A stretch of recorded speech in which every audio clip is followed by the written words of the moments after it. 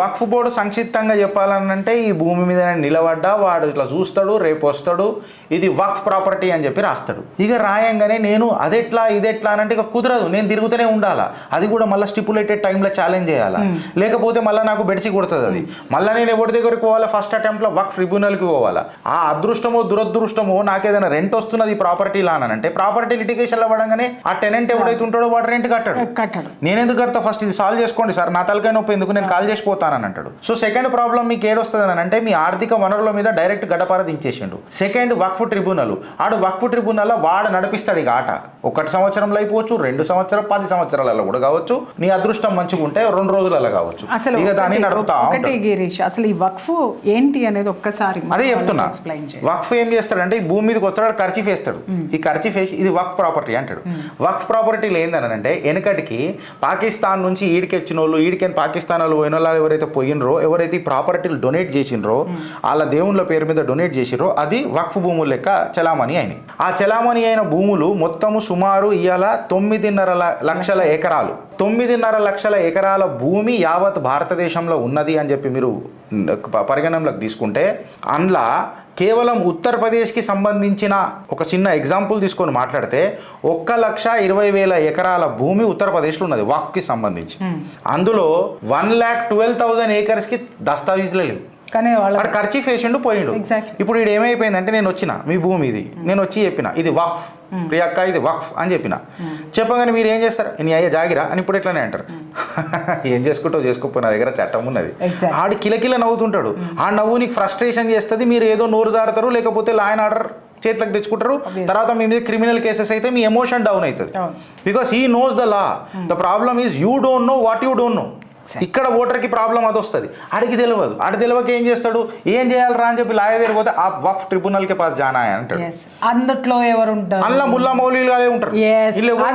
ఇప్పుడు ఇక్కడ మోదీ సర్కార్ అమెండ్మెంట్ తీసుకొచ్చింది. ఫస్ట్ ఏం చేసింది అని అంటే ఇక్కడ ముల్లా మౌల్వీలు ఎందుకు, వీళ్ళు కూడా ఉండాలా అంటే మీరు కేవలం సరే వక్ఫ్ భూములను మేము కూడా కాపాడాలనుకుంటున్నాం రా భయ్, ముళ్ళుతోనే తీయాలి కదా వక్ఫ్, మేము కూడా మేము కూడా మీకు సపోర్ట్ చేయాలనుకుంటున్నాం. అలా ఆడలోనే ఎందుకు పెడతలేము అంటే ముస్లింలకు మహిళలకు వాల్యూ లేదా? ఇప్పుడు అసదుద్దీన్ ఓవైసీ అంటాడు ఇట్స్ ఏ కాంట్రాక్ట్ అని అంటాడు. కాంట్రాక్ట్ అయినా సరేరా నాయన, నువ్వు కాంట్రాక్ట్ పెట్టుకున్నావు మహిళకు రెస్పెక్ట్ కదా. ఎగ్జాక్ట్లీ నువ్వు డైరెక్ట్ కాంట్రాక్ట్ అని చెప్పి ఒక పెద్ద పదం నా నోట్ల కింద తెప్పేకిగా. సో అది చాలా పెద్ద బూతుకి వెళ్ళిపోతుంది కాంట్రాక్ట్ అని. నిన్న అసెంబ్లీ మొన్న ఒక 2 రోజుల కింద జరిగిన అసెంబ్లీ వెర్షన్ కూడా మనం చూసాం. వీళ్ళు కనీసము స్త్రీలకి ఎలాంటి విలువని ఇవ్వరు, ఎక్కడ స్థానాలు ఇవ్వరు, ఎక్కడ వాళ్ళు ఉండరు. కానీ మన దగ్గర దురదృష్టవశాత్తు ఒక విషయం ఏదైతే జరిగిందో మన మీద సానుభూతి చూపించడానికి మాత్రం ఆ పెద్ద మనిషి వచ్చేసాడు. అవును. మరి వీళ్ళ గురించి మనం అడిగితే ఎంతమంది, ఎందుకంటే నేను కౌన్సిలింగ్ ఇస్తాను కాబట్టి నాకు తెలుసు ఎంతమంది వీళ్ళకి సంబంధించినటువంటి మహిళలు నా దగ్గరికి వచ్చి తలాక్ పేరు మీద అన్యాయం అయిపోయినటువంటి మహిళలు ఎంతమంది ఉన్నారు చెప్పండి. ఎంత భయంకరమైనటువంటి పరిస్థితి అక్కడ ఉంది చెప్పండి. వాళ్ళు ఓల్డ్ సిటీ పోతే ఎవరికి కూడా చదువు ఉండదు. ఒక ముల్లానో మౌల్వియో రాజకీయ నాయకుడే వీళ్ళ పార్టీ వీళ్ళ మతానికి చెందినోడే, ఒక అన్య మైనారిటీలలో మెజారిటీ ఉన్న మతం. ఆ మతం ముస్లింల లీడరే. డైరెక్ట్ చెప్తారా భయ్ ఏం బిక్తారు పీగురి, ముస్లింల లీడరే. ఆయన ఏమన్నాడు, Muslims are number 1 in dacoity, Muslims are number 1 in rape, Muslims are number 1 in criminal activities. ఇది గిరీష్ గారు అనలే, ఆళ్ళోళ్ళే అని అన్నాడు. మెట్రికులేషన్ పాస్ కానీ జిందగిలరా ఇవి, మీరేం చేస్తారా అని అన్నాడు. ఈడు జిల్లా ఇలా బనాయించే మేము శాసనం చేస్తాం అని చెప్పి మాట్లాడతారు. So coming back to our topic of waqf, ఈడు ఏమైందంటే మీరు వక్ఫ్ ట్రిబ్యునల్ పోయినరు, ముల్లా మౌలవీలు తీర్పులు ఇస్తారు. అది నీకు ఫేవర్లు ఎందుకు ఇస్తాడు? అది నీకు ఫేవర్లనే ఇయ్యాడు. ఎగ్జాక్ట్లీ మీకు ఫేవర్లో ఇయ్యనే ఇయ్యాడు. అంటే ఇక్కడ మన వాళ్ళల్లో ఉన్న మనస్తత్వం చెప్తున్నాను ఏంటి అంటే, నా 10 ఎకరాల పొలం నాకే ఉంది, నా 100 ఎకరాల పొలం నాకే ఉంది, నా ఫ్లాట్ నాకే ఉంది, నేను కొనుక్కున్న 200 గజాలు నాకే ఉంది, లేదా నేను 100 ఎకరాల రియల్ ఎస్టేట్ ఏదైతే వేసానో నాకే ఉంది, దాంట్లో కొనుక్కునే వాళ్ళు వీళ్ళు కూడా ఉన్నారు, కాబట్టి నేను హ్యాపీగా ఉన్నాను, కాబట్టి ఇది నాకు అక్కర్లేదురా బాయ్, నేను హ్యాపీగా ఉన్నాను కాబట్టి వాళ్ళతో నేను ఎందుకు వెళ్ళాలి, వాళ్ళు బాయ్ బాయ్ అనేటటువంటి వాళ్ళకి ఇది ఒక మాట చెప్పాలనా, అది ఒక సామెత ఉంటుంది, ఇవాళ నాది రేపు నీది రానని. మంది సోమ మంగళవారం తన సోమ బుధవారం అనేది అంటారు కదా. సింపుల్, ఇవాళ మీది, మీకు నేను సపోర్ట్ చేయకపోతే రేపు నాది. ఎగ్జాక్ట్లీ. Clear cut. వాడు ఎందుకు ప్రాపర్టీ కొన్నాడు? వాడు పంచర్ పుత్ర అయ్యే బతుకుతాను అంటాడు, పాన్ షాప్లో పాన్ కట్టుకొని బతుకుతా అంటాడు. ఎందుకు? ఇన్కా ప్రాపర్టీతో మేరే అయ్యేనా? ఈయన ప్రాపర్టీ నాదే కదా, గిరిజిగడ ప్రాపర్టీ ఉన్నది, ఎందుకంటే వాఫ్. ఒక చిన్న ఎగ్జాంపుల్ చెప్తా. ఇలాగే ఒక డిస్కషన్లో అందరూ కూర్చొని మాట్లాడుకుంటుంటే, అంటే నాకు చాలా క్లోజ్ ఫ్రెండ్ చెప్పినటువంటి విషయం అనమాట. అందరూ ఉన్నారు, ఈ మైనారిటీ సభ్యుడు కూడా అక్కడ ఉన్నాడు. అరే మా బాబు ఇంత సంపాదించినాడు, మా బాబు ఇంత సంపాదించినాడు, అరే వీడు ఇన్ని కోట్లకు అధిపతి, లేకపోతే ఇన్ని కోట్లకు అధిపతి, లేకపోతే ఇంకొకటికి అధిపతి అనగానే ఇమ్మీడియట్గా ఎదురుగుండా కూర్చున్న ఈ వ్యక్తిని అడిగాడు, అరే భయ్ నీ సంగతి ఏందిరా భయ్ అని అంటే, అరే ఈ ముగ్గురులో మీ అయ్యలు సంపాదించిన దాంట్లో ముగ్గురులో ఎవరో ఒకరిది నేను తలుచుకుంటే నాదే అన్నాడు. వక్ఫ్, అదే వక్ఫ్, నేను తలుచుకుంటే నాదే అన్నాడు. ఒకటే మాట.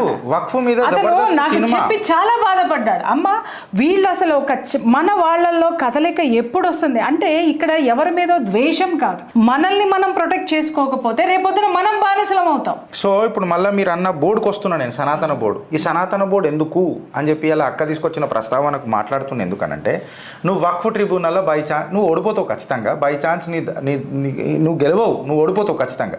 ప్రాపర్టీ ఉన్నది వక్ఫ్ అని అన్నాడు. నువ్వు కోర్టు ఫీజు కట్టాలని అంటే నీ పులుసు కారిపోతుంది ఏడుకాడు. నీ పులుసు కారిపోతుంది. కోర్టు ఫీజు ఏడికేం తెస్తావు? లాయర్ ఫీజు ఉన్నది అనుకో, పర్ సిట్టింగ్ మాట్లాడతారు, పర్ హియరింగ్ మాట్లాడతారు, లక్షల ఫీజులు ఉంటాయి. హిందూ అనేటోడు ఏడికేం తెస్తాడు? సో ఇప్పుడు ఉత్తరప్రదేశ్ ప్రభుత్వము దేశ్ కా ఉపయోగి అంట నేను, యోగి ఆదిత్యనాథ్ని దేశ్ కా ఉపయోగి ఏం చేసిండు తెలుసా? మీరేంద్ర ఖచ్చితంగానే మీద నువ్వు ప్రూవ్ చేయి, నా కొడక నీ కబ్జా నీది అని చెప్పి నువ్వు ప్రూవ్ చేయి. సూపర్. ఇది నేర్చుకోవాలి, ఇది నేర్చుకోవాలి. ఇది ప్రశ్న వేయడం కోసమే మనం సనాతన బోర్డు అనేది పెట్టుకోవడానికి కావాలి అనడానికి కూడా అయితే ఇక్కడ ఉపయోగి ఉన్నాడు, ఈడ మనకు నిరుపయోగి ఉన్నాడు. మనకు రేవంత్ రెడ్డి ఉన్నాడు, ఆయన గుడ్ల మీద ఎంత దాడైనా పట్టించుకోడు ఆయన. కాకపోతే సినిమాలలో కోట్ల కలెక్షన్ వచ్చిందనుకో, ఆయన కోట్లు వేసుకొని వచ్చి మాట్లాడతాడు, ప్రాబ్లం ఆడొస్తుంది. సో ఇప్పుడు రాజకీయాలు జర పక్కకు పెట్టి వక్ఫ్ బోర్డు మీకు నాకు తెలిసి అర్థమైందని అనుకుంటా. అసలైన సిసలైన లొల్లు ఏడొస్తుంది అని అంటాక అసలైన అసలు అది చూసిన తర్వాత నా మైండ్ సెట్ మారింది. అరే ఇవాళ ఇన్ని సంవత్సరాల మట్టి మనము అరే అది మాది మాది మాది అని అంటే, అరే పోనీ 20 వాళ్ళు ఉన్నారు కదా వాళ్ళతో మనం ఎందుకు కొట్లాడు? నిజంగా ఇవాళ పగల కొడితే ఒక్కొక్క గుడి వస్తుందంటే, అరే నా దేవుడు ఇన్నాళ్ళ మట్టి ఒక కనీసం ఒక పూజ పురస్కారం లేకుండా, ఏ సంస్కారం లేకుండా నా దేవుడిని నేను అక్కడ పెట్టేశాను. మన ఇంటి కాడనే 2-3 మాట్లాడతారు. ఇప్పుడు నాకు తెలిసి కమెంట్ ఉంటే నాకు ఇవి చేయి, నేను తీసుకుంటా. ఇప్పుడు ఏమని అంటారు, పొద్దున్న లేసి గిదే పంచాయతారా మీకు, ఇదే నా పంచాయతారా అంటే, నా పంచాయతీ గిదే, నా పంచాయతీ గిదే, నా పంచాయతీ పక్కా గిదే. అయితే హైలైట్ ఏందంటక గుడ్లు భూములు అని అంటే, ఫైన్ బ్రదర్ మీరు అన్నది చాలా పెద్ద మాట మాట్లాడినరు, కొంచెం మీకు నేను సపోర్ట్ ఇస్తా. ఎవరికి? మైనారిటీలలో మెజారిటీకి, ముస్లింలకు. ఇప్పుడు వక్ఫ్ అని అన్నారు కదరా మీరు, మళ్ళీ వక్ఫ్ లెక్క ఉంచుర్రి. ఏఎస్ఐ దాంట్లోకి ఎందుకు వెళ్ళి పెడతారక? ఆర్కియలాజికల్ సర్వే మాన్యుమెంట్స్లలో ఎందుకు వెళ్ళి పెడతారు? ఆడ సపరేట్ ప్యాకేజ్ తింటారు, ట్యాక్స్ పేర్ల పైసా దోసుకుంటారు. మళ్ళీ ఈ వక్ఫ్ బోర్డులను నడిపేదంతా ఎవడు? ట్యాక్స్ పేర్ల పైసా. ఈ ముల్లా మౌలవి వాడు ₹1 ఇస్తాడా? ఇయ్యడు. మళ్ళీ సీన్ ఏందనంటే, వేద విద్యలు నేర్చుకున్న పండితుడికి రూపాయి లేదు జీతం, రూపాయి రాదు. 15,000 రూపాయలు కావాలని తొడగొట్టి మాట్లాడతారు అక్క. ఇల్లు తొడగొట్టి మాట్లాడతారు. జిన్నాగాడు రాసిన 17 సూత్రాలు ఇంప్లిమెంట్ చేయమంటారు. జిన్నా ఇలా అయ్యా ఇలా అయ్యాలేమో, మళ్ళీ నాకు అట్టనే మాటలు వస్తాయి. ఎందుకంటే జిన్నాగాడు రాసింది ఇక్కడ ఈ గవర్నమెంట్ ఎందుకు ఇంప్లిమెంట్ చేస్తుంది? జిన్నా అందరికి రాస్తే అందరికి ఇంప్లిమెంట్ చేయమని చెప్దాము. ఇంకొక హైలైట్ ఏమొస్తుంది అంటే, ఏఎస్ఐ మీకు చెప్పిన వక్ఫ్ మీకు ఒక ఇంతవరకు నేర్చుకుంటే చాలు. మనం అట్లీస్ట్ ఈ క్లారిటీ వచ్చినా చాలు. లాల మొత్తం దిగుతే పెద్దగా ఉంటుంది, గింత చాలు, గింత నేర్చుకున్నా చాలు. నువ్వు సెకండ్ పాయింట్ ఏమొస్తుందంటే, సరే మళ్ళీ ఇది సర్వే చేద్దామని చెప్పి పొంగ ప్లేసెస్ ఆఫ్ వర్షిప్ యాక్ట్ అంటాడు. 1991 ప్లేసెస్ ఆఫ్ వర్షిప్ యాక్ట్ అని అసదుద్దీన్ ఓవైసీ ఫస్ట్ మాట్లాడతాడు. ప్లేసెస్ ఆఫ్ వర్షిప్ యాక్ట్ ఏంద్రా అని చెప్పి మీరు నెత్తి గోక్కొని తీసుకోగానే ఏమంటాడు, 15th August 1947కి ఇది కప్ప అంటే ఇది కప్పే. 15th August 1947కి నేను మీకు ఎగ్జాంపుల్ చెప్తున్నా ఫ్రెండ్స్, ఇది కప్పు అంటే ఇది కప్పే అక్క. ఇక ఇది కప్పు అని ఎవడు నిర్ధారించిడురా? ఆ రోజు సర్వేలు అయినాయా? ఆ రోజు నువ్వు ఇది కప్పు అని చెప్పేసినావు. నేను ఇక్కడ ఒక విషయం అడుగుతా, ప్లేసెస్ ఆఫ్ వర్షిప్ యాక్ట్ కింద ఈ మన హిందువులు రారా? హిందూ భూములు రా, అందరు వస్తారు. చాలా చాలా బ్యూటిఫుల్ లా, అది చాలా చాకచక్యంగా ఉంటుంది. ఫర్ ఎగ్జాంపుల్ వీళ్ళు మాత్రమే వాడుతున్నారు. Good question. ఇప్పుడు ఫర్ ఎగ్జాంపుల్ ఇగో ఇది మస్జిద్, ఇది అనుకుందాం ఇది మస్జిద్, ఇగో ఇది మందిరం. ఇవి రెండిట్లు ఉన్నాయి. 1947 15th August ఇది మస్జిద్, ఇది మందిరం. ఫైన్, ఈ మందిరంతో నాకు లొల్లి లేకపోవచ్చు.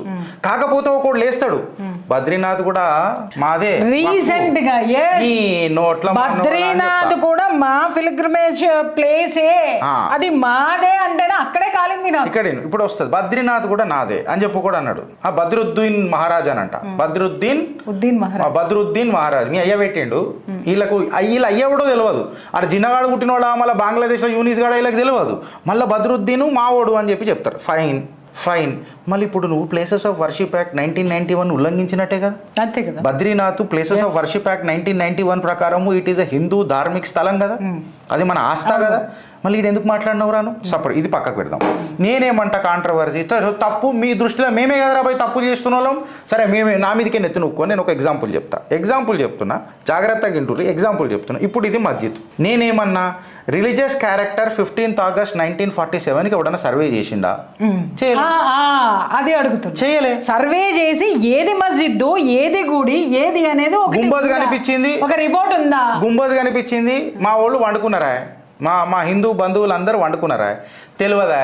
ఏమున్నారా అంటే I'm preparing for my PS. America నుంచి నాకు అప్రైజల్ మంచిగా వచ్చేది ఉంది and I'm just trying for my F1 visa or H1 visa. I will be flying to America yo man అని అన్నట్లోనే మిగిలిపోయారు. అయితే ఇప్పుడు ఏమైంది, ఏం రాసుకున్నాడు, ఇది రాసేసిండు. ఏంది ఇది మస్జిద్ అని రాసిండు. Now it has become a law. Now if you have to question this, you are hampering the religious character అని ఎవడు మాట్లాడతాడు? ఈడ గంగా జమునా తహజీబ్కి మద్దతు తెలిపే అసదుద్దీన్ ఓవైసీ దీని మీద ఫస్ట్ టేకాదార్ కింద మాట్లాడతాడు. రిలీజియస్ క్యారెక్టర్ అని అంటాడు. నేనేమంటున్నారా భయ్, చట్టాలు మీ ప్రభుత్వాలు మీరు నమ్ముకున్న ప్రభుత్వాలే తెచ్చింది. నేను ఆ చట్టంలో ఉన్న కొన్ని సెక్షన్స్ గురించే మాట్లాడుతున్నా. First question religious character define చేయాలి.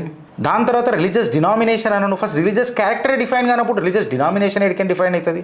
అండ్ వన్ ఇంకొకటి సెక్షన్ 3 ఏమని చెప్తున్నావు, నో పర్సన్ కెన్ ఆల్టర్ అంటే ప్రియా చౌదరి గారు కానీ గిరీష్ గారు కానీ ఎవర్రా ఆ పర్సన్ అంటే ఎవరు? స్టేట్ బాడీయా, అసెంబ్లీయా, పార్లమెంటా, సుప్రీంకోర్టా, నీ అయ్యనా మానయ్యనా, ఎవర్రా? ఎవరు పర్సన్ అంటే ఎవరు డిఫైన్ చేయాలి కదా. మీకు అర్థమవుతుందా? తొందరపడే ఒక కోయిల ముందే కూర్చున్నట్టు మనం దీని మీద ప్లేసెస్ ఆఫ్ వర్షిప్ యాక్ట్ని రద్దు చేయాలని చెప్పి మన వాళ్ళు కేసులు వేసారు. నేను హిందువులకు కొంచెం క్లారిటీగా చెప్తున్నా. సనాతన బోర్డు ఎందుకు కావాలని అంటే ఈ బోర్డు ఉంటేనే చర్చ జరుగుతుంది, బికాస్ మేధావుల సమ్మేళనం జరుగుతుంది. ఎగ్జాక్ట్లీ. ఇప్పుడు నేనేమంటున్నా అంటే నేను వచ్చి కేసు వేసిన. ప్లేసెస్ ఆఫ్ వర్షిప్ యాక్ట్ అట్లనే ఉండేది నో ప్రాబ్లం, ఉండని గెలికినప్పుడు మనం కూడా గీకి తీద్దాం. ఒక్కొక్కటి ఇట్లా వెళ్ళాలి, పేలక్క వాతలు వెళ్ళాలి మొత్తం, అప్పుడు గీకుతాం మనం కూడా. నేనేమంటా కేసు వేసినావా? వేసిన. ఏంది ప్లేసెస్ ఆఫ్ 1991 వర్షిప్ యాక్ట్ ఉన్నది. ఓకే, నేను కౌంటర్ అఫిడవిట్ వేస్తున్నా, తీసుకో. ప్లేసెస్ ఆఫ్ వర్షిప్ యాక్ట్ ఎక్కడ కూడా సర్వే చేయొద్దని చెప్పలేదే. ఎగ్జాక్ట్లీ. ఇంతవరకు కౌంటర్ అఫిడవిట్ వేసింది మనోళ్ళు ఏం చేసిరు అంటే తొందరపడి ప్లేసెస్ ఆఫ్ వర్షిప్ యాక్ట్ తీసేయమని అన్నారు. యాక్టే తీసేయమన్నారు. యాక్ట్ ఎవరు తెచ్చిండు? పార్లమెంట్. మళ్ళీ దీనికి అఫిడవిట్ ఎవరు సబ్మిట్ చేయాలా? పార్లమెంట్. 3 సంవత్సరాల నుంచి ఆల్రెడీ పార్లమెంట్ దాని మీద కూర్చొని ఉన్నది. సడన్ గా తీయాలని అంటే ఇప్పుడు ఒకసారి మీరు అర్థం చేసుకోవాలి ఫ్రెండ్స్, ఎక్స్టర్నల్ గా బంగ్లాదేశ్తో ఇప్పుడు జర సిచ్యువేషన్ సెన్సిటివ్ ఉంది. పక్కకు పాకిస్తాన్ ఎదురు చూస్తున్నది, చైనానైతే ఆవురావురు మనం చూస్తున్నది, America deep state already involve అయి ఉన్నది. ఇట్లాంటి తరుణంలో ఒకటేసారి చైన్ బ్రేక్ చేయాలంటే ఎంత కష్టం. ఇంటర్నల్గా ఏదైనా సివిల్ వార్ లెక్క అయిందంటే ప్రాబ్లం కదా. You need to exhibit sudden patience. ప్రభుత్వాలను నమ్మాలా. భారతీయుల లెక్క ఉన్న మనము భారతీయ జనతా పార్టీ కొన్ని తీసుకుంటున్న సబ్జెక్ట్స్ పైన కొంచెం మనకు నమ్మకం ఉండాలా. మీరు గుడ్డిగా ఉండే కదా ఇన్ని రోజులు, యాక్ట్ ఎట్లా పోతుందో. ఇప్పుడు హైలైట్ ఏమొస్తుందంటాక నువ్వు ప్లేసెస్ ఆఫ్ వర్షిప్ యాక్ట్ కింద దీని రిలీజియస్ డినామినేషన్ మార్చొద్దు, రిలీజియస్ క్యారెక్టర్ మార్చొద్దు అంటావు. మళ్ళీ 1500 సంవత్సరాలు ఉన్న తంజావూరు దేవాలయంలో నాకు నీ మతం కూడా పుట్టిందో లేదో నాకు తెలియదు. అప్పుడు వచ్చి నువ్వు వక్ఫ్ అంటావు. ఎగ్జాక్ట్లీ. మళ్ళీ ప్లేసెస్ ఆఫ్ వర్షిప్ యాక్ట్ గెలికినట్టు కదా. స్టార్టింగ్ లో నేను అడిగింది అదే. వక్ఫ్ అని ఈ రోజు మాట్లాడుతున్నారు, వీళ్ళ జాగీర్లను మాట్లాడుతున్నారు, వీళ్ళు ఎవరు కొన్నారు ఎవరు పెట్టినారు అనేది కదా నేను మాట్లాడింది. 1500 సంవత్సరాల కిందటి నీది ఎట్లా 1000 సంవత్సరాల కిందటి నీది ఎట్లా అయింది?